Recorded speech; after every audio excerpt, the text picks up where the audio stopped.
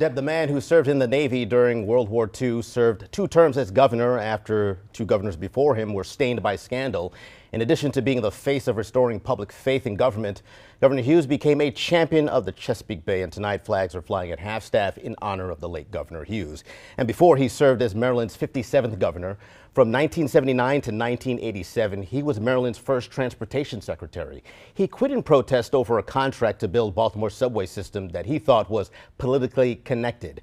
During his 2 terms, he aggressively pushed economic development and tax relief. Hughes appointed a significant amount of women and minorities to high-profile positions. His most enduring legacy will be as an advocate for the environment. The Eastern Shore native signed a pact with the governors of Pennsylvania and Virginia and the mayor of Washington, D.C. Their agreement led to a push to restore the Chesapeake Bay from pollution that persists to this day. 11 News spoke to Senate President Mike Miller, who said Hughes was ahead of his time. He was a great leader, and people should remember him as being the environmental leader that he was in terms of protecting the Chesapeake Bay, protecting the environment, and just a truly great and courageous leader who we're going to remember very fondly.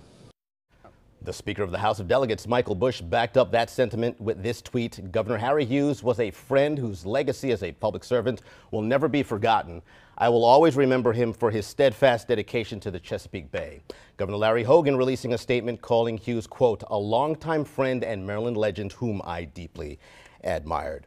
Again, the governor has ordered the flags fly at half-staff until sunset on the day that Hughes is buried. His family says they'll be announcing funeral arrangements at a later date. Andre Hepkins, WBAL TV 11 News.